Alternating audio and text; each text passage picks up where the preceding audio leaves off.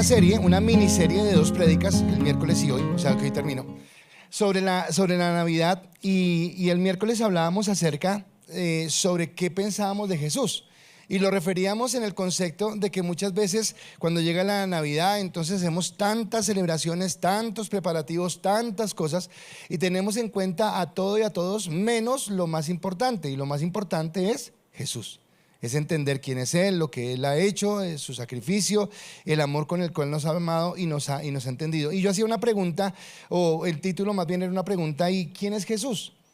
Porque tal vez nosotros miramos o tenemos el concepto de Jesús de acuerdo a la temporada del año en el que estamos. Entonces, para muchos, Jesús en esta temporada es un niño muy bonito, un niño en un pesebre, muy lindo, muy decoradito, muy a la expectativa. Pero en 3 o 4 meses vamos a tener la imagen de un Jesús en la cruz.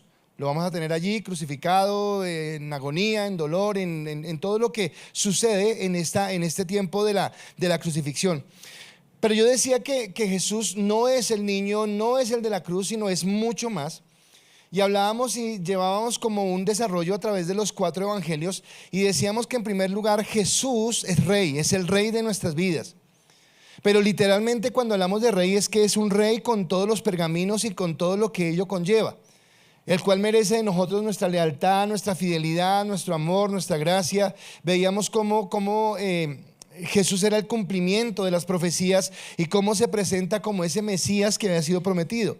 Pero acá viene a agrandarse el concepto de Jesús cuando entendemos que ese rey eterno, vino y se hizo hombre por servir a su pueblo, por servir a aquellos que se habían apartado de Él, que se habían apartado por el pecado, por la maldad, por la dureza del corazón. Y Él vino a reconciliarnos con Él, y la única manera de hacerlo era a través del servicio.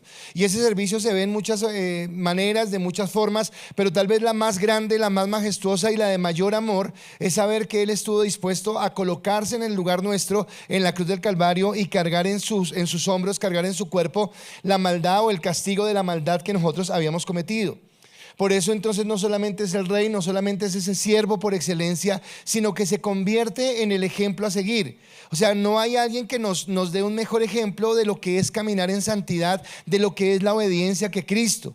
Y Cristo obedeció al máximo, y eso nos lo enseña Lucas, y tal vez por eso se convierte en ese ejemplo. Pero por último terminábamos diciendo lo que dice Juan, y es que simplemente Jesús es Dios. Y más grande que el rey, que el servidor, que aquel que nos da ejemplo, es el Dios eterno que por amor a una humanidad perdida viene a nuestras vidas. Y en últimas concluíamos y decimos: para nosotros Cristo debe ser todo. O sea, Cristo debería convertirse en el todo en nuestra vida y en lo que somos.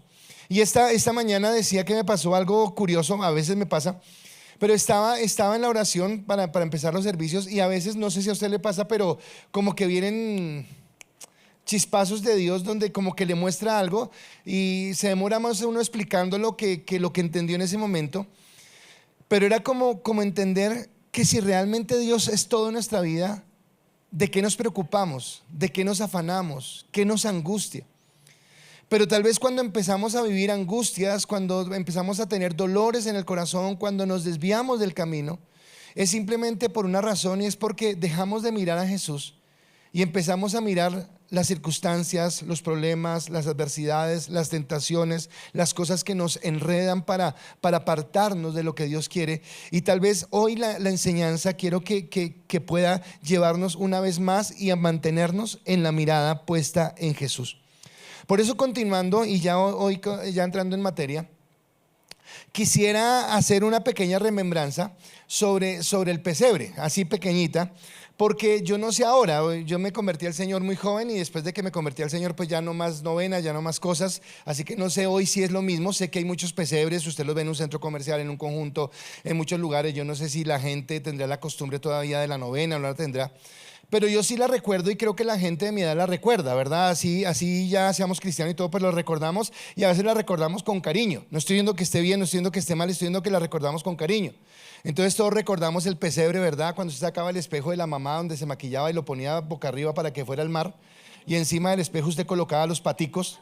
Y entonces cogía el papel aluminio de la cocina y entonces lo colocaba a lo largo de esto. Y el pesebre generalmente estaba con musgo porque no estábamos cuidando el medio ambiente. Entonces arrancábamos el musgo de las montañas y lo colocábamos. Pero los que eran más juiciosos cogían un papel verde y lo colocaban allí sobre unas cajas de cartón que usted decoraba en una esquina de la casa.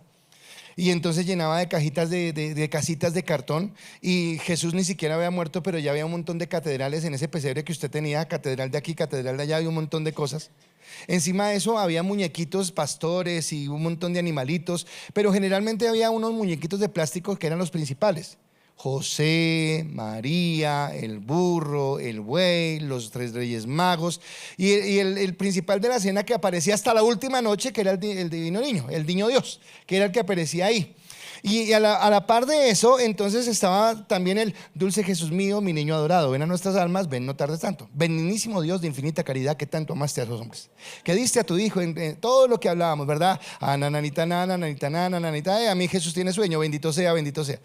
Y a los que son de mi época, yo creo que eso trae recuerdos bonitos de nuestra infancia, porque lo mejor de eso era el final de cada novena, porque había la natilla, el buñuelo, las chispitas mariposa, los totes, todo lo que había, y era un tiempo de Navidad. Y el mejor día y el más esperado era el 24, ¿verdad? Porque el 24 eran los regalos y todo lo que esperábamos para culminar ese tiempo de la que conocíamos como novena.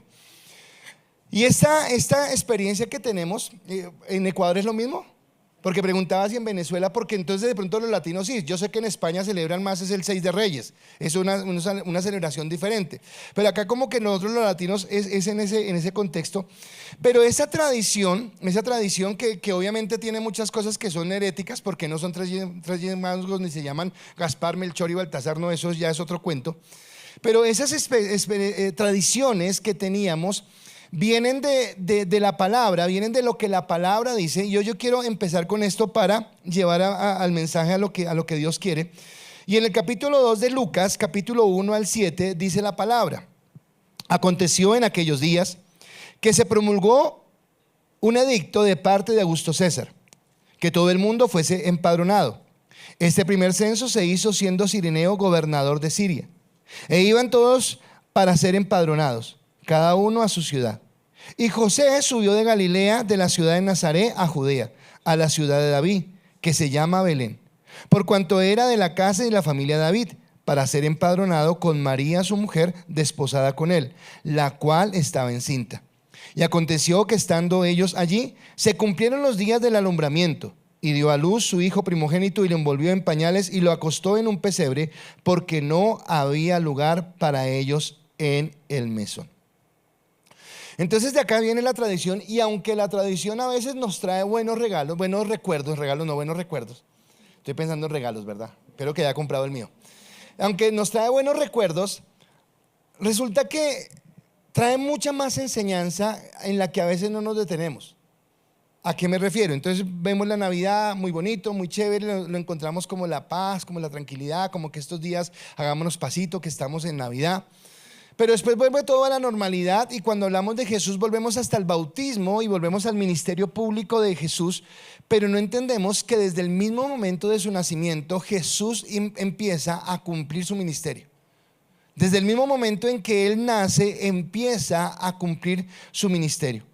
Y en esos primeros años de vida, antes de que venga el bautismo, en esos primeros tiempos, la palabra nos deja ver algunos aspectos que son bien importantes para entender qué es lo que nos enseña Jesús. Por eso he titulado la enseñanza en esta mañana: más allá del pesebre. Más allá del pesebre. O sea, si miramos un poquito más allá, si no nos quedamos solamente con lo que la tradición nos dice, sino vamos más allá, ¿qué nos va a enseñar a nosotros este suceso de los primeros años de Jesús? Y entonces generalmente quedamos en esas imágenes, pero hoy yo quiero basar mi enseñanza en el capítulo número 2 de Lucas, bien largo que sí es bien largo, pero voy a mirar algunos aspectos, algunos pasajes en los que Lucas nos deja entender, nos deja ver algunos aspectos de esa vida de Jesús y lo que Él nos quiere enseñar con respecto a este nacimiento y a estos primeros años. Y lo primero que yo quisiera hablar es que desde su nacimiento se nos habla de gracia. Desde su nacimiento se nos habla de gracia. Y quisiera que entendiera esto. Y Lucas capítulo 2 del versículo 8 al versículo 20 dice la palabra: había pastores en la misma región que velaban y guardaban las vigilias de la noche sobre su rebaño. Y aquí se les presentó un ángel del Señor, y la gloria del Señor los rodeó de resplandor. Y tuvieron gran temor, pero el ángel les dijo: no teman, porque he aquí os doy nuevas de gran gozo, que será para todo el pueblo, que os ha nacido hoy en la ciudad de David un Salvador, que es el Cristo, el Señor. Esto os servirá de señal: hallaréis al niño envuelto en pañales, acostado en un pesebre.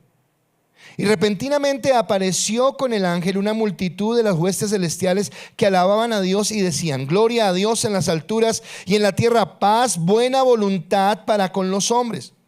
Sucedió que cuando los ángeles se fueron de ellos al cielo, los pastores se dijeron unos a otros: pasemos pues hasta Belén y veamos esto que ha sucedido y que el Señor nos ha manifestado. Vinieron pues apresuradamente y hallaron a María y a José y al niño acostados en el pesebre. Y al verlo dieron a conocer lo que se les había dicho acerca del niño. Y todos los que oyeron se maravillaron de lo que los pastores les decían. Pero María guardaba todas estas cosas, meditándolas en su corazón. Y volviendo los pastores, glorificando y alabando a Dios por todas las cosas que habían oído y visto, como se les había dicho. Ahora, generalmente usted mira esta imagen y la compara con esa imagen que colocan de un pesebre, la estrella y todo muy bonito, y se llena usted de paz, de tranquilidad. Dice: qué bonito este tiempo. Pero resulta que esta imagen está llena de contrastes, está llena de cosas que no son tan coherentes si yo las miro desde el contexto histórico, desde el contexto cultural, si yo las miro en lo que está pasando en lo físico y lo que está pasando en lo espiritual, y nos lleva a decir: bueno, pero en realidad, ¿qué es lo que está sucediendo y por qué pasa de esta manera? Y cuando vuelvo y me detengo a leerlo poco a poco, y es lo que quiero hacer con ustedes, no encontraba la palabra. Dije estalla, pero no, la palabra no es estalla. Entonces, como que destella, como que salpica de gracia por todos lados. O sea, la gracia está reflejada en ese lugar. ¿Y desde dónde empiezo? Cuando usted dice: los pastores, y uno dice: qué bonito, los pastores allá adorando a Jesús. Pues resulta que si yo lo miro culturalmente, en la época de Jesús, ser pastor no era uno de los mejores oficios, no era uno de los mejores trabajos. Ser pastor era un trabajo que se relegaba a la gente de pronto de más escasos recursos, la gente que no tenía tanta capacidad. Así que de pronto las otras personas los miraban como más o menos, ¿de acuerdo? Pero es a los pastores a los que los ángeles del cielo escogen para nada más y nada menos que anunciarles que lo que ellos esperaban durante tantos años, que era la venida del Mesías, el Mesías prometido, son ellos los que encuentran la gracia de Dios para recibir el mensaje. Y en esa gracia nos habla de que ese mensaje no es recibido por el reconocimiento, por el mérito, por el privilegio, por el apellido que tengo, por la sociedad a la que pertenezco, sino que este mensaje es dado a quien Dios quiere que lo reciba y a quien Dios sabe que va a agradarle. Así que estos ángeles reciben estos pastores reciben del ángel este mensaje. E inmediatamente pasa, bueno, eso lo vamos a ver a lo largo de todo lo que vamos a ver en esta mañana. Pasan cosas que no pasan con ningún otro niño, ¿verdad? Pues todos los niños nacen y hay unos que son más lindos que otros y unos que quieren más que otros. Pero a ningún niño viene un ángel con la cantidad de ángeles a adorarlo. No, a él, porque es el niño que se ha encarnado, pero es Dios mismo. No el niño Dios, sino es Dios mismo. Y en este contexto, esa imagen donde aparecen los ángeles, yo el miércoles lo decía, que vuelve a repetirse más adelante en Apocalipsis. Y en Apocalipsis dice que cuando se vea el Cordero inmolado, millares y millares de ángeles cantarán. Y yo les decía el miércoles que me parece algo espectacular, como una sinfonía de adoración, de alabanza, de exaltación, donde todos adorando y exaltando al Rey de Reyes. Y acá en este contexto, estos pastores junto con los ángeles están haciendo esto, y ellos lo hacen no porque lo merezcan, sino porque Dios los eligió, volviéndonos a entender que es a quien Dios ha elegido. Ahora, en esta exaltación, lo que dicen es gloria a Dios en las alturas. Y lo que me dice primero es el reconocimiento de que Dios merece toda la gloria, de que Él merece toda la honra. que el plan, lo que está sucediendo en ese momento, no es por la voluntad de ningún hombre, no es por el deseo de ningún hombre, sino que es Dios mismo el que permitió que su Hijo se encarnara en un cuerpo humano y viniera a esta tierra. Y por eso dice: gloria a Dios en las alturas. Pero después dice: y en la tierra paz a los hombres y buena voluntad para con ellos. Ahora, cuando la palabra me dice de paz en los hombres y buena voluntad para con ellos, entonces yo preguntaría, bueno, ¿y de qué paz está hablando? ¿Y cuáles son los hombres de buena voluntad? Y resulta que me está hablando de una paz que es diferente a la paz que este mundo busca. Nosotros en Colombia, pero sabemos que esto es a lo largo de todo el mundo. Generalmente los gobiernos, las personas que son líderes, los gobernantes, están buscando la paz, ¿verdad? Busquemos la paz, firmemos la paz. Pero qué complique que la paz nunca se alcanza, qué complique que la paz nunca llega. ¿Y por qué no llega? Porque es que la sociedad está mal. No, la sociedad no está mal, la sociedad es la misma de siempre. Lo que está mal es el corazón del hombre. Imagínense que pretendemos hacer paz en una sociedad donde a veces ni siquiera es fácil hacer la paz entre una pareja de esposos. Soy consejero de matrimonios y veo que una de las cosas que más nos cuesta en ese contexto es que el esposo y la esposa puede que acepten ir a la consejería, pero acepten ir a la consejería el esposo pensando siempre y cuando le cambien el pensamiento a esa mujer y piense como yo pienso. Y el problema es que la mujer va pensando exactamente lo mismo. Ojalá le cambien el pensamiento a ese hombre y me entienda a mí y piense como yo pienso.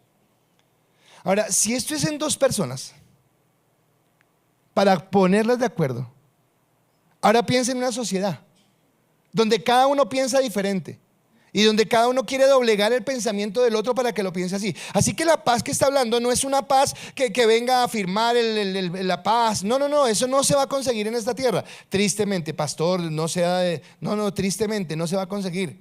¿Por qué? Porque somos de un corazón corrupto, porque somos de un corazón pecaminoso, porque no lo alcanzamos. Pero la paz de la que está hablando es la paz de lo que nosotros habíamos perdido en el jardín del Edén y cómo Cristo se convierte en Dios mismo, el servidor del que hablábamos el miércoles, viniendo a servir a la humanidad para que, aunque Él fue el ofendido, aunque Él fue a quien nosotros le fallamos, a Él fue el que desobedecimos, Dios mismo por su sacrificio pueda restaurar la relación y que podamos encontrar esa paz. Ahora, pero esa paz no es para todo el mundo, sino que déjeme leerle un momentico el versículo como lo dice para que lo entendamos. Dice, versículo 14: gloria a Dios en las alturas y en la tierra paz, buena voluntad para con los hombres. Ahora, que la buena voluntad, por ejemplo, no es porque estos pastores eran más lindos, más santos y más juiciosos que el resto de la gente que había ahí. No, cuando me habla de la buena voluntad, me está hablando es de la buena voluntad de Dios sobre las personas que Él decide que repose esa buena voluntad. Y creo que ahí empezaríamos nosotros a darle gracias a Dios hoy, porque nos ha amado, porque nos ha bendecido, porque la buena voluntad de Dios ha reposado y reposa sobre tu vida, sobre tu familia, sobre tu corazón. No porque tú seas mejor que nadie, o no porque tú hayas hecho el mérito para recibir esa buena voluntad, o no porque tú seas más simpático, o no porque tu apellido sea tal, o no porque tu dinero sea tanto, sino porque Dios decidió colocar sobre tu vida su buena voluntad.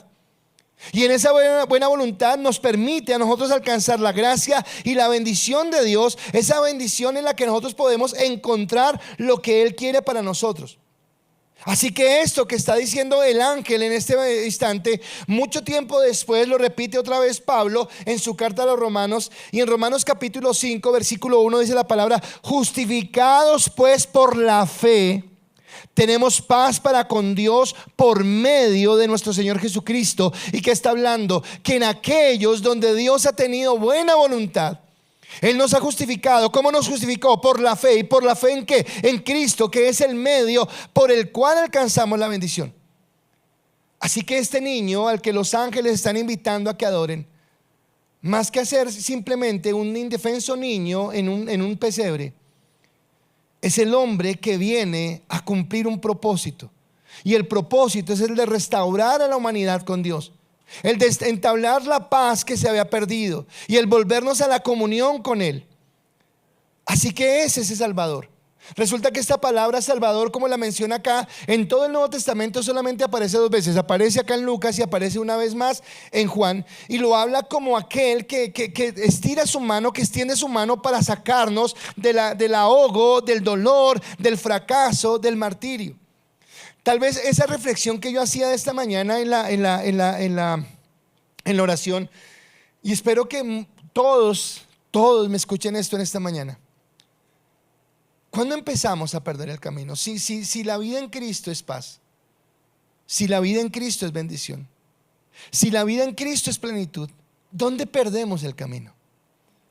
Y perdemos el camino cuando dejamos de poner la mirada en Cristo y ponemos la mirada en las circunstancias, ponemos la mirada en las personas, ponemos la mirada o en los problemas, o ponemos la mirada en aquello que nos seduce para comprometer nuestro corazón. Y tal vez cuando sentía eso esta mañana orando me daba dolor, porque lo sentí por mí, porque tal vez Dios me lo está hablando a mí. Y es cuántas veces nosotros olvidamos de que hubo un Dios tan grande que vino y se hizo hombre para cumplir un propósito, y dejamos de mirarlo a Él. Y teniendo toda la posibilidad y toda la capacidad de vivir lo que Juan dijo, y tendréis vida en abundancia, en lugar de vivir esa vida abundante, parece que siendo cristianos viviéramos una vida miserable. Parece que conociendo a Cristo y conociendo al Salvador hiciéramos todo lo posible por vivir la vida miserable, que no es lo que Dios quiere, sino que es el propósito del enemigo, porque el ladrón no vino sino a hurtar, matar y destruir. Y el ladrón es aquel que es mentiroso y que con mentiras nos aparta de las verdades que la palabra nos está dando. Esta mañana una de las jóvenes de nuestro grupo de audiovisuales daba el devocional. Y esta chica comentaba algo y decía cómo nosotros nos podemos dejar desviar, cómo nos podemos dejar ir de lo que Dios quiere, porque tal vez nos colocamos con pensamientos tan existencialistas, o porque tal vez nos colocamos con pensamientos tan aislados que olvidamos realmente lo que Dios quiere. Ahora, pero siguen las contradicciones en esta escena, porque tal vez usted y yo no lo veamos, o tal vez se nos convirtió en algo muy tierno. Para nosotros es muy tierno ver a un niño acostado en un pesebre y viendo ángeles adorarle. Puede sonar muy tierno porque ya culturalmente nos acostumbramos a ver eso. Pero que un niño nazca en un pesebre para nada es saludable. Está la boñiga de las vacas, está la lavaza que comen, está la paja, el agua tal vez contaminada, hay mosquitos. O sea, es el lugar menos indicado para nacer. Que en las imágenes se vea tierno y bonito, sí, es muy diferente. Pero es el lugar en donde menos se piensa que un bebé pueda nacer. Pero en medio del contraste de ese lugar no salubre, de ese lugar no adecuado, de ese lugar tal vez oscuro, de ese lugar tal vez maloliente, de ese lugar no tan apto para esto, pasa a la par algo, y es que viene un reconocimiento como de un rey, porque los ángeles bajan y adoran y exaltan y glorifican el nombre del que ha acabado de nacer. Así que es un contraste entre lo que está sucediendo, y acá nuevamente vuelvo a ver la gracia. ¿Y cómo ve usted la gracia ahí, pastor? Porque tal vez ese pequeño instante de un contraste entre un pesebre y una adoración y una exaltación al Rey de Reyes y al Señor de Señores es un anticipo de lo que la vida pública de Jesús iba a ser. Porque desde el mismo momento en que nace, Jesús tiene que confrontarse a humillaciones, a comentarios, a murmuraciones, a señalamientos, a seguimientos, a calumnias, a injurias, a momentos difíciles, para que un día Él, llegando a la cruz del Calvario y voluntariamente yendo a la cruz por nosotros, después de morir, después de ser sepultado, del tercer día resucitar, recibe en el cielo la gloria y la exaltación. Por eso ese pesebre y esa exaltación nos pueden llevar a hablar del ministerio que Jesús recorrió y cómo la gracia se hace latente allí. Y otra vez Pablo, pero ahora en la carta a los Filipenses, podría ejemplificarnos este aspecto de su vida, no hablándonos del pesebre, no hablándonos de pañales, no hablándonos de magos, pero hablándonos de lo que fue la vida de Jesús en esta tierra y de lo que sucedió después de que Él resucitó. Dice Filipenses capítulo 2 versículos 5 al 10: haya pues en vosotros este sentir que hubo también en Cristo Jesús, el cual, siendo en forma de Dios, no estimó el ser igual a Dios como cosa a que aferrarse, sino que se despojó de sí mismo, tomando forma de siervo, hecho semejante a los hombres. Y estando en condición de hombre, se humilló a sí mismo, haciéndose obediente hasta la muerte y muerte de cruz. Por lo cual Dios le exaltó hasta lo sumo y le dio un nombre que es sobre todo nombre, para que en el nombre de Jesús se doble toda rodilla de los que están en los cielos y de los que están en la tierra y debajo de la tierra, y toda lengua confiese que Jesucristo es el Señor, para gloria de Dios el Padre. Así que esa humillación y esa exaltación que vemos reflejada en el pesebre, un lugar no indicado para que nazca el Salvador del mundo, un lugar no indicado para que nazca el Mesías, pero que sí recibe la exaltación y la gloria como el Rey del mundo, como el Mesías prometido, es la confrontación de la gracia que venía, porque a través de su sacrificio, porque a través del dolor, porque a través de la angustia, Él iba a traer la restauración a nuestra vida. Un segundo aspecto que yo veo en esta historia del nacimiento de Jesús y de sus primeros años, las encontramos en el templo. Y es en el templo se testifica del cumplimiento de una promesa. Si usted no lo sabe, para el pueblo de Israel, el templo era un lugar supremamente importante. Cuando el pueblo de Israel sale de la tierra de Egipto, de la esclavitud, y va atravesando 40 años en el desierto, Dios les dice que creen o que formen o que armen un tabernáculo. Y ese tabernáculo que arman y desarman permanentemente siempre está en el centro del campamento. Es el lugar referente para ellos. Cuando ya llegan y poseen la tierra, ellos tienen un templo. David tiene en su corazón hacer un templo. Salomón hace el templo y lo erige como el lugar donde van a alabar al Señor. Y el templo es algo primordial en la vida de los judíos. Y allí, en ese lugar primordial, allí donde se realizan todas las ceremonias, allí donde hay todos los ritos, aparece un hombre, y este hombre profetiza y dice: he visto el cumplimiento de la promesa de lo que Dios ha dicho. Así que siguiendo en Lucas, en el capítulo 2, pero ahora del versículo 25 al 35, la palabra sigue diciendo: y aquí había en Jerusalén un hombre llamado Simeón, y este hombre, justo y piadoso, esperaba la consolación de Israel. Y el Espíritu Santo estaba sobre él, y le había sido revelado por el Espíritu Santo que no vería la muerte antes que viese al ungido del Señor. Y movido por el Espíritu vino al templo. Y cuando los padres del niño Jesús lo trajeron al templo para hacer por él conforme al rito de la ley, él le tomó en sus brazos y bendijo a Dios diciendo: ahora, Señor, despides a tu siervo en paz, conforme a tu palabra, porque han visto mis ojos tu salvación, la cual has preparado en presencia de todos los pueblos, luz para la revelación a los gentiles y gloria de tu pueblo Israel. Y José y su madre estaban maravillados de todo esto que decía él, y los bendijo Simeón. Y dijo a su madre María: he aquí, este está puesto para caída y para levantamiento de muchos en Israel, y para señal que será contradicha. Y una espada traspasará tu misma alma, para que sean revelados los pensamientos de muchos corazones. Resulta que hay un segundo episodio, y es un episodio que aparece como de la nada, porque Simeón no se menciona más en la Biblia sino solamente en este espacio. No sabemos si era un profeta, no sabemos si era un anciano, un hombre temeroso de Dios. Seguramente, creo yo, no lo dice la palabra, pero seguramente yo creo que él no alcanzó a ver la crucifixión de Cristo, porque la palabra que había recibido era que antes que muriera él iba a ver al Salvador del mundo. Y este hombre que aparece, él ha recibido una revelación del Espíritu Santo. Y la revelación que recibe es: oiga, usted va a ver al Salvador del mundo, al cumplimiento del Mesías, usted lo va a ver. No va a morir antes de que usted lo vea. El día que José y María deciden llevar al niño al templo para hacer el rito judío que era conforme al nacimiento del niño, Simeón también es llevado por el Padre a través del Espíritu Santo.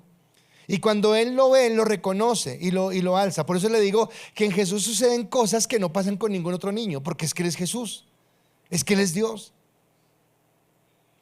Que aparezcan unos pastores y que digan acá: no, es que los ángeles me mandaron acá a adorar al niño. ¿De dónde? Y ahora que aparezca un hombre y que lo levante y que diga: gracias, Dios, porque han visto mis ojos la salvación antes que muera. Y lo que él entiende es que el que nació es un redentor.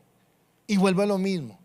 Simeón no se queda mirando al pesebre, Simeón no se queda en los pañales, Simeón no se queda en lo romántico y en lo tierno de la cena diciendo: tan lindo el bebé, sino que Simeón de una vez está anunciando y dice: este es el Redentor.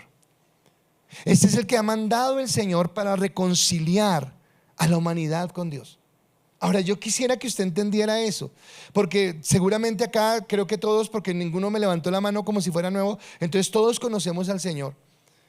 Pero qué tan fácil olvidamos que Él es el que nos reconcilia con Dios, que Él vino para atraernos a Dios, que Él vino para llevarnos a la comunión con Dios. Juan dice: yo soy el camino, la verdad y la vida. Nadie viene al Padre sino por mí. Así que Jesús es esa puerta, Jesús es ese pan de vida, Jesús es esa resurrección que nos lleva. Y acá este Simeón lo que está diciendo: Él es el que Dios ha prometido. Y Simeón, escúcheme otra vez, está en un contexto judío. Simeón sabe lo que está diciendo, y en lo que habla él no se limita solamente al pueblo de Israel, sino él dice: Él ha venido para que los gentiles también alcancen la salvación. Para un judío hablarle de un gentil era lo peor, era mezclarse. Ellos eran elitistas, ellos eran el pueblo de Dios, no nos juntamos con nadie más. Pero Simeón está diciendo para que también los gentiles alcancen la salvación. Y dice al final, en medio de tantas cosas que está hablando, dice: y será para caída y para levantamiento. Y entonces también él empieza a contrastar cosas, y caída y levantamiento, y uno podría decir: bueno, ¿a qué se refiere? Y habla de que es caída para todos aquellos que lo rechazan, pero es levantamiento para todos aquellos que lo aceptan. Y en ese contexto quiere decir que usted y yo podemos encontrar en Cristo el levantamiento. Que cuando estábamos muertos en nuestros delitos y pecados, que cuando nuestra vida estaba desgraciada por haber caído y sumergido nuestro corazón en el pecado, vino el Señor y nos levantó, nos restauró, nos dio una vida nueva. Y en serio que no sé si estoy transmitiéndolo bien, pero yo en mi corazón hay una pasión, pero también una confrontación, porque cuando entiendo el amor de Dios, me duele a mí el saber que no lo amo de la misma manera como Él me amó, pero me alegra a la vez saber que Él es fiel a su promesa, y que aunque nosotros seamos infieles, Él nos ha levantado porque nos escogió, porque nos dio la gracia. Pero también que usted conoce a muchas personas en su familia, a muchas personas, amigos suyos, en su trabajo, que tal vez no han querido reconocer esto, y que para ellos esta palabra es caída, y caída simplemente porque consideran a Jesús como algo especulativo, como algo ilusorio, como algo que no tiene trascendencia, y pretenden en su propia fuerza, en su propia capacidad, alegrarse o justificarse delante de Dios. Ahora no es Pablo, sino es Pedro el que vuelve y toma estas palabras que Simeón está diciendo y las coloca en su carta. Y en primera de Pedro capítulo 2 versículos 6 al 8 dice la palabra: por lo cual también contiene la escritura: he aquí, pongo en Sión la principal piedra del ángulo, escogida, preciosa. El que creyere en él no será avergonzado. Para vosotros pues, los que creéis, él es precioso. Pero para los que no creen, la piedra que los edificadores desecharon ha venido a ser cabeza del ángulo, y piedra de tropiezo, y roca que hace caer, porque tropiezan en la palabra, siendo desobedientes, a lo cual fueron también destinados. Y está diciendo que este Jesús, de acuerdo como lo mire cada persona, porque Juan dice: de tal manera amó Dios al mundo, que ha dado a su Hijo unigénito, para que todo aquel que en él crea. Y acá el asunto es que aquellos que pueden creer, aquellos que pueden gloriarse en él, aquellos que pueden depositar su fe en él, vamos a disfrutar de esa vida abundante, vamos a disfrutar de ese amor. Pero aquellos que deciden no creer a su palabra, no obedecer a su palabra, seguir en su dolor, seguir en su resentimiento, seguir en sus tentaciones, seguir en su mundanalidad, seguir en su ego, en su orgullo, en su vanidad, van a tropezar. Yo quiero preguntarte si hoy, en esta mañana, tú eres de esa persona que ha sido levantada por Jesús, o si tú eres de aquellos que están tropezando. Y no es una respuesta para sí o para no, sino es una respuesta que se puede ejemplificar por tu vida. ¿Qué vida estás viviendo hoy? ¿Estás viviendo la vida del gozo, de la paz, de la llenura del Señor? Que en medio de la adversidad, en medio del problema, el Señor nunca prometió que no íbamos a tener problemas. Es más, Él dijo: en el mundo tendréis aflicción. Pero lo que está diciendo es que en medio de la aflicción, que en medio del dolor, que en medio de esa angustia, que en medio de la necesidad, Él puede ser la esperanza que tengamos. Y escúcheme, no es que a Dios le queden grandes los problemas que nosotros tenemos. Es que nosotros no queremos salir de los problemas e insistimos en seguir en ellos. Porque si realmente colocáramos nuestra confianza en Jesús, si realmente permitiéramos que Él, que ese niño que nació en un pesebre, ahora a través del Espíritu Santo estuviera en nuestro corazón, ese Dios tiene el poder para resolver, para sanar. Pero ¿por qué no lo hace? No porque no pueda, sino porque nosotros continuamos con nuestros dolores, con nuestras quejas, y no hemos colocado nuestra confianza en Él. A ellos son los que tropiezan, ellos son los que caen, pero el Señor viene para levantamiento.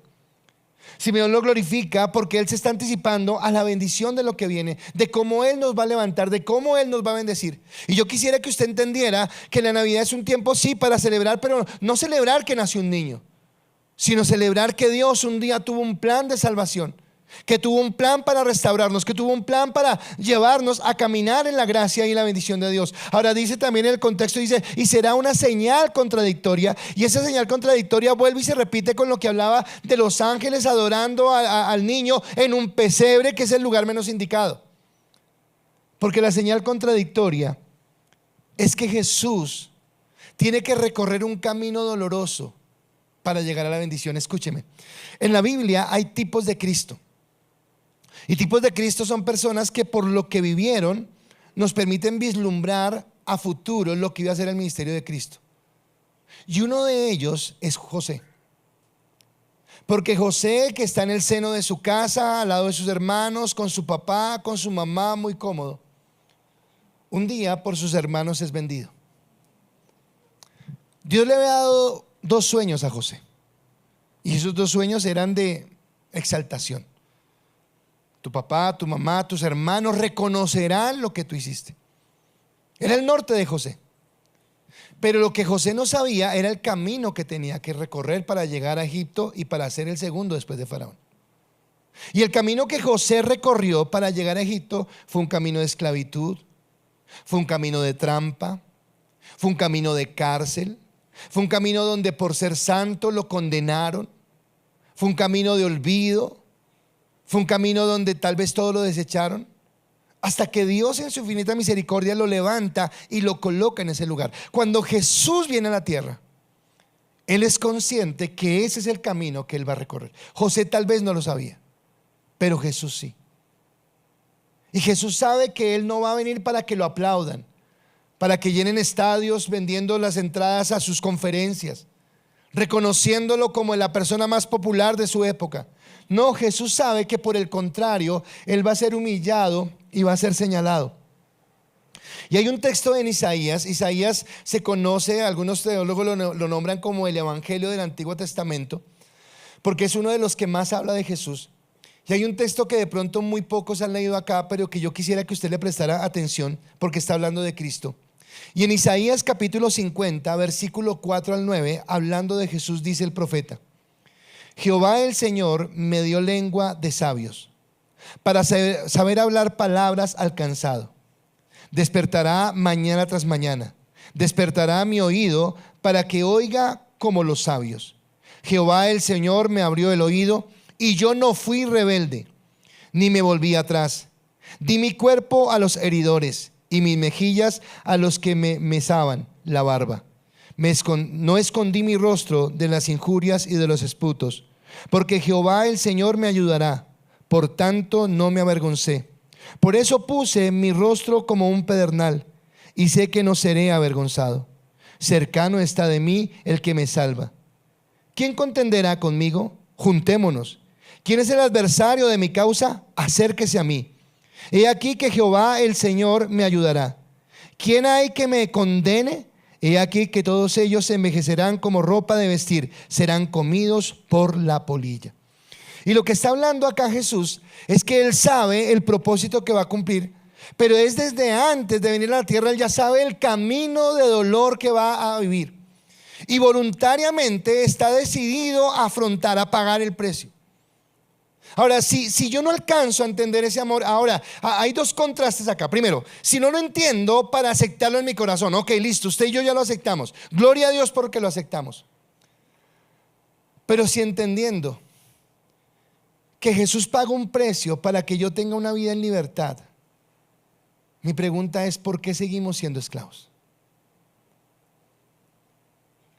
Y yo quiero decirte que la esclavitud que tú estás viviendo solamente depende de las cosas a las que tú te has hecho esclavo. Y te haces esclavo a tus emociones, te haces esclavo a tus sentimientos, te haces esclavo a tus pasiones, te haces esclavo a tus odios. Y en la medida que te haces esclavo, no entiendes que hubo uno que pagó el precio por ti, que hubo uno que te libertó de esto, que solamente tienes que colocar tu confianza en Él, que solamente tienes que esperar en Él y decirle: Dios, confío plenamente en ti, creo que tú lo tienes, que tú tienes el control. Muchos de los conflictos que tenemos están aún por las personas con las que convivimos, pero resulta que yo no puedo cambiar a las personas con las que estoy. Yo no puedo cambiar a mi esposa, no puedo cambiar al presidente, yo no puedo cambiar al policía, yo no puedo cambiar a mi jefe, yo no puedo cambiar a mi hermano, yo no puedo cambiar a mi papá, yo no lo puedo cambiar, pero yo sí puedo cambiar mi corazón en Dios y entender que Él me llama a vivir en libertad, que Él me llama a caminar en su gracia. Que una vez más y otra vez vuelvo y repito este versículo que seguramente repito en todas las prédicas y que no me cansaré de hacerlo. Una vez nos llama y nos dice: puesto los ojos en Jesús, no en la circunstancia, no en las personas, no en el problema, no en la tentación, no en aquello que me seduce. Puestos los ojos en Jesús, el autor y consumador de la fe, en aquel que me levanta. Simeón no dijo: oh, qué bonito, ha nacido un niño, vamos a acuchillarlo todo. No, no, no. Simeón dijo: ha nacido el Salvador, ha nacido el Redentor. Él desde ya estaba entendiendo su propósito. Y ahora quiero enfatizarle en algo. Esto quiere decir que el pesebre en sí mismo no es un fin. El pesebre es un inicio, porque el fin es la cruz. Porque el final es ir a la cruz. Porque Jesús nació para eso. Si no era para redimir al hombre, no había ninguna razón por la que Jesús tuviera que humillarse a venir a nacer en un pesebre. Pero Él lo hizo porque tenía el propósito. Y lo que pasa en este episodio en el templo, donde Simeón es instrumento de Dios para decirle a la gente que está allí: este es el cumplimiento de la promesa, es que Dios está cumpliendo. Pero en tercer lugar, es que Jesús siempre tuvo clara su identidad y su misión. Escúcheme, no es que el día que Jesús fue bautizado y el cielo se abrió y se escuchó la voz y la paloma del Espíritu Santo bajó en forma de paloma: ay, ¿verdad, Kevin? No, no, no. Jesús todo el tiempo entendió su propósito. Y para mí todo lo que les he dicho, vuelvo y le digo, para mí es enternecedor, es confrontante, es humillante, porque pienso que me falta darle, pero esta parte aún me conmueve más. Y es un episodio que usted y yo hemos visto. Dice en Lucas capítulo 2 versículo 41 al 52, dice: iban sus padres todos los años a Jerusalén en la fiesta de la Pascua. Ya creo que Jesús es un adolescente. Y cuando tuvo 12 años, subieron a Jerusalén conforme a la costumbre de la fiesta. Al regresar ellos, acababa la fiesta. Se quedó el niño Jesús en Jerusalén, sin que lo supiesen José y su madre. Y pensando que estaba entre la compañía, anduvieron camino de un día y le buscaban entre los parientes y los conocidos, pero como no le hallaron, volvieron a Jerusalén buscándole. Y aconteció que 3 días después le hallaron en el templo, sentado en medio de los doctores de la ley, oyéndoles y preguntándoles. Y todos los que oían se maravillaban de su inteligencia y de sus respuestas. Cuando le vieron, se sorprendieron y le dijeron a su madre: hijo, ¿por qué nos has hecho así? He aquí tu padre y yo te hemos buscado con angustia. Entonces le dijo: ¿por qué me buscáis? ¿No sabéis que en los negocios de mi padre me es necesario estar? Mas ellos no entendieron las palabras que les habló, y descendió con ellos y volvió a Nazaret, y estaba sujeto a ellos. Y su madre guardaba todas estas cosas en su corazón. Y Jesús crecía en sabiduría y en estatura y en gracia para con Dios y con los hombres. Ahora, lo primero que quiero decir acá es que Jesús Fue un niño, un adolescente, un joven y un adulto normal, como cualquier persona. O sea, él no vino dando aspavientos de soy Dios, no, no, no. Él fue normal, hacía las cosas normales. Tal vez nosotros podríamos identificar esta escena como un acto de rebeldía de Jesús, como que él se quedó porque él necesitaba estar hablando con los doctores de la ley y los padres se fueron. Y cuando María viene y le hace el reclamo, él dice, ¿qué te pasa? Y podríamos verlo así, pero nada más alejado de la realidad. ¿Sabes? Si Jesús hubiera sido un niño rebelde, no sería el Cordero de Dios. Porque una de las razones por las que Él pudo pagar el precio por nosotros es que durante 33 años se mantuvo obediente y sujeto. Así que no es como lo estemos pensando. Tal vez podríamos especular y pensar que el niño se distrajo, tal vez estaba escuchando a los doctores de la ley, qué sé yo, tal vez los padres se fueron. Era normal que los padres fueran con el grupo de hombres, que las mujeres estuvieran con las chicas, y tal vez el papá dijo, bueno, Jesús debe venir con ella. Y María dijo, debe venir con José, y se fueron y arrancaron. Y cuando Jesús levantó, se fueron. Ahora, ¿los padres son malos? No, asumieron y se fueron. Ahora, ¿Jesús fue rebelde? No, tampoco. Pero Jesús, ¿qué dijo? Bueno, si me perdí, ¿a dónde me van a buscar? Pues ¿dónde me dejaron? Entonces me quedo en el templo, hablo con los sacerdotes y espero a que regresen. No fue una pérdida como usted cuando le pierde al niño en el centro comercial que dura 2 horas y usted se angustia y llamó hasta la Dijín. No, fueron 3 días, dice que al tercer día. Porque el camino fue un día yendo, otro día regresando, al tercer día lo encontraron. Pero cuando regresan, vuelvo y digo, no es un acto de rebeldía. Jesús no está siendo rebelde. Pero se queda allí, se queda conversando. Pero lo que me lleva a mí a entender la conversación que él tiene es que desde ese momento, bueno, desde antes, él sabe quién es. Él tiene claro quién es. Él tiene claro su identidad. Tiene claro su propósito. Él sabe a qué vino a la tierra. Él sabe cuál es el cumplimiento que tiene que cumplir. Y quiero que sepa o que entienda esto. Él no dejó de ser Dios. O sea, no fue que cuando Él se hizo bebé, ay, ya no es Dios. No, no, no. Él sigue siendo Dios. Y Dios es que es el autor de la vida, es el primero, el principio, todo lo que nosotros creemos. Déjeme decirle esto ahorita para la discusión que tiene con los doctores de la ley. Juan 1:1 dice, en el principio era el verbo y el verbo era con Dios y el verbo era Dios. Por Él fueron hechas todas las cosas y sin Él nada de lo que ha sido fue hecho. Quiere decir que Cristo es la palabra de Dios hecha carne. Así que Él sabe, Él conoce la palabra, Él entiende la palabra, Él la conoce más que cualquiera. Pero aunque sigue siendo Dios, Él de su voluntad, escúcheme, de su voluntad, Él decide sujetarse, subordinarse a la autoridad del Padre. No porque le toque o no porque se lo impongan, sino porque en amor, cuando hay un plan de redención, entonces Jesús como hijo dice, ok, yo voy a ir a pagar el precio. Y como yo voy a ir a pagar el precio, me voy a sujetar a la autoridad. Dios es Dios, Padre, Hijo y Espíritu Santo. 3 personas distintas, un solo Dios verdadero, todos eternos, todos santos, todos omnipotentes, todos omnipresentes, son lo mismo. Pero Jesús decide cuando viene a la tierra, por su propia voluntad, subordinarse. Yo creo que esto es muy importante. Dice Juan capítulo 5 versículo 30, hablando Jesús dijo, no puedo yo hacer nada por mí mismo. Perdón, estamos hablando de Dios. ¿Cómo que Él no puede hacer nada por sí mismo? No, sí, Él puede hacer lo que quiera por sí mismo, a menos que Él decida de su propia voluntad no hacer algo por su voluntad, sujetándose a la voluntad de otro.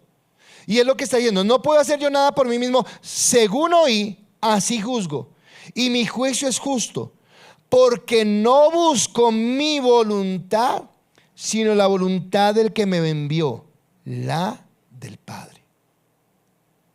Así que Jesús se sujeta, no deja de ser Dios, pero Él toma sus atributos divinos y como que los deja quietos y dice: voy a actuar no conforme a mi propio criterio, no conforme a mi propia voluntad, sino conforme a la voluntad del Padre. Por eso en el Getsemaní ora y dice: Señor, si es posible, pero yo no vine a hacer mi voluntad acá. Jesús podría haber claudicado ahí, no había ningún problema. El problema hubiera sido para nosotros, pero no habría ningún problema.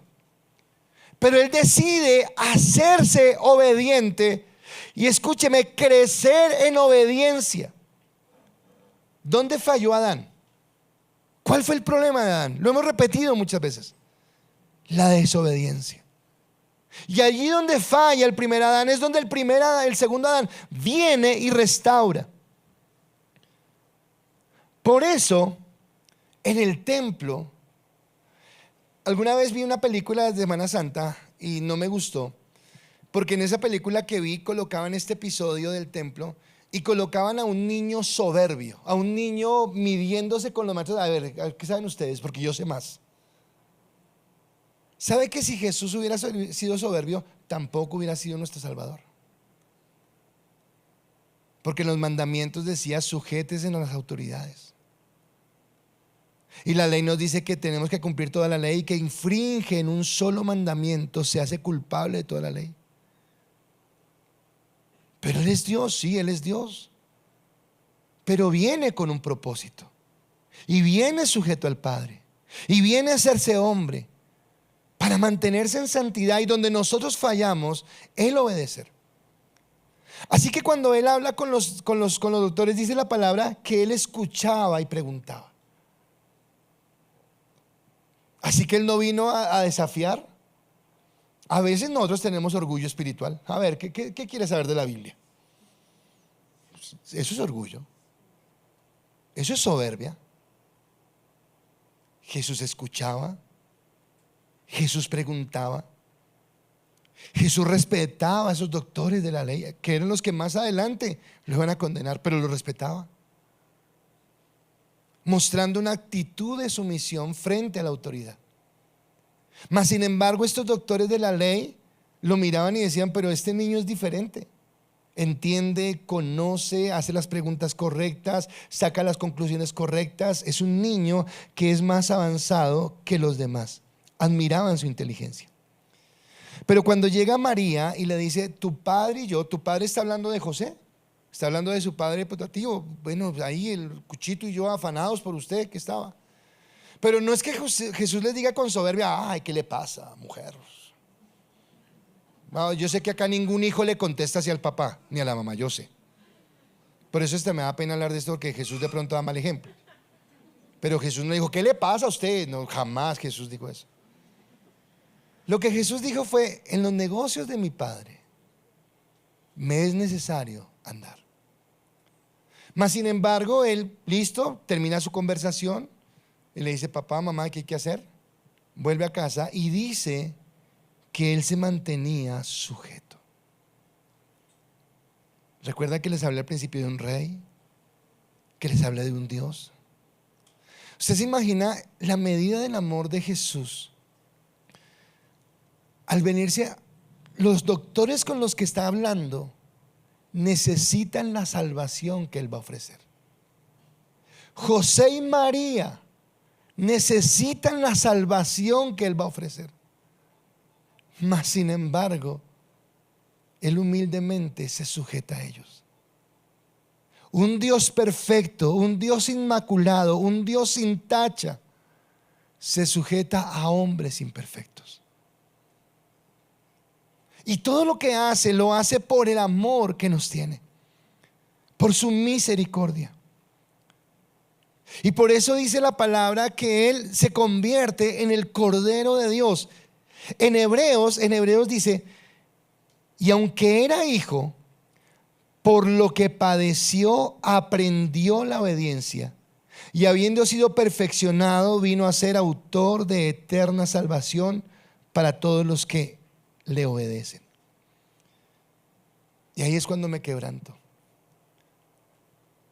porque por mí, y en serio, no lo estoy hablando por usted, ni lo estoy hablando como una puya, no lo digo por mí. Me duele entender que no soy tan obediente como Jesús.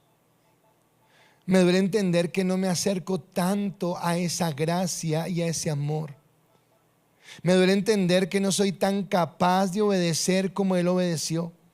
Pero así, aunque eso me hiere y me duele y me confronta, también me alegra saber que su buena voluntad fue colocada en mí por su gracia. Que no es porque yo lo haga mejor o lo haga peor, sino porque Él me ha amado y más bien me demanda a depender más de Él, a humillarme más delante de Él y a decirle: Dios, ok, necesito lo tuyo. Este hombre, Jesús, crece en lo físico, crece en lo intelectual, crece en lo social como cualquier persona. Es más, Él también necesita crecer en lo espiritual delante de Dios y delante de las personas. Porque aquí es donde vuelvo a repetirle, desde su nacimiento hay algo en la mente, y la mente es llegar a la cruz del Calvario, es pagar el precio. Pero aunque Él en la cruz paga el precio, aunque Él en la cruz entrega su vida, si Él durante su vida no se mantiene obediente, si Él durante su vida no se mantiene santo, si Él durante su vida no quita de su vida el orgullo, la vanidad, el rencor, los resentimientos, las amarguras, si usted lee la historia de Jesús, Él tendría todo el derecho de sentirse ofendido, Él tendría todo el derecho de sentirse humillado, Él tendría todo el derecho de sentirse avergonzado. Mas sin embargo, Él se mantuvo santo para pagar el precio. Y sí, son muy bonitos los recuerdos del pesebre, de nuestra niñez. Ahora no, usted dirá: ay, sí, pastor, y se volvió cristiano y ya no pudo. No lo digo con tristeza. No, porque cuando conocí a Jesús conocí algo mucho más grande que ese pesebre. Conocí algo mucho más espectacular. Conocí realmente a Dios, no al bebecito en la cuna, o no al hombre crucificado. No, conocí al Dios que me ha amado y que por gracia me ha bendecido. Pero mucho más que el pesebre es la esperanza que Él trajo. Yo no sé si tú entiendas hoy que tienes una esperanza, que la esperanza que Él te da es una vida eterna, una vida de cambio, una vida de transformación, una vida donde Él tiene lo mejor para ti. Pero cuando yo enredo la pita, cuando yo me salgo del camino, cuando quiero tomar decisiones por mí mismo, cuando quiero ahogarme en mis propios problemas, en mi propia situación, en mi propia tentación, en mi propio desierto, en mi propia vanidad, y cuando dejo de mirarlo a Él como el Señor, para el Padre y para el Hijo, no. Ahora, yo no quiero igualar a Jesús y a Dios el Padre a un estado humano, porque fallaría y pecaría en esto. Dios y Jesús no son humanos como nosotros. Pero yo no creo que haya sido sencilla la decisión de abandonar su lugar en el cielo, donde los ángeles lo adoraban, donde las huestes le glorificaban, donde tenía comunión con el Padre. No creo que haya sido sencillo para venir a esta tierra, a que hombres pecadores con sus impertinencias le humillaran, le hirieran, le escupieran, inventaran males contra él. Hasta Belcebú le dijeron. En serio que somos pasados. Porque usted dirá: no, eso fueron ellos. No, somos nosotros, porque seguimos siendo duros de corazón, porque seguimos endureciendo nuestro corazón. Pero el Padre y el Hijo, por el amor que le tienen a la humanidad, inician una etapa de dolor. ¿Sabe? Le mencioné a José como tipo de Cristo. ¿Sabe que Jacob lloró cuando le llevaron la ropa de su hijo ensangrentada? ¿Sabe que sintió dolor? Y sabe que antes de que José llegara a ser el segundo en el palacio del rey, pasó por esclavitud, pasó por la cárcel. Pero cuando José al final encuentra a sus hermanos y sus hermanos lloran, les dice: tranquilos, era necesario que pasara así.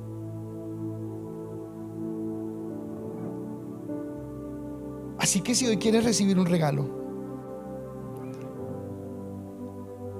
el mejor regalo es Jesús. En los cumpleaños o en la Navidad uno sabe quién da un regalo por darlo y quién de verdad lo quiere. Entonces cuando usted destape medias, usted dice: esto fue por salir del paso. Unas medias. Pero hay regalos que a usted le gustan, porque tal vez usted dice: la persona que me lo regaló se esmeró, pensó que me gustaba, compró algo bonito, invirtió. Yo quiero decirle que no existe mejor regalo que el regalo de Jesús, porque es un regalo que todos necesitábamos. Que no hay ninguno acá que diga: ay no, yo no necesitaba eso, ¿para qué me dieron eso? No, lo necesitábamos. Pero ahora te pregunto, ¿le estás dando el valor que ese regalo merece? Perdóname, Fabio, o sea, lo digo porque estoy hablando con Fabio, y una vez le decía, porque en un discipulado le dije que comprara una Biblia. A la semana siguiente él me dijo: no, yo tenía una Biblia. Hace muchos años me regaló una Biblia, la tenía guardada. Y yo le decía, él le hacía la siguiente, como para él, le decía: la Biblia es muy valiosa, pero guardada, ¿de qué servía? Pero cuando la sacamos tiene valor. El regalo de Cristo es valioso,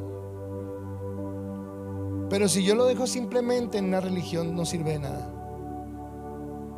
Pero si yo realmente me acerco a Él y decido rendirle mi vida, será el mejor regalo. Quédate con esto en esta mañana. Entiende que sobre ti Jesús colocó su buena voluntad.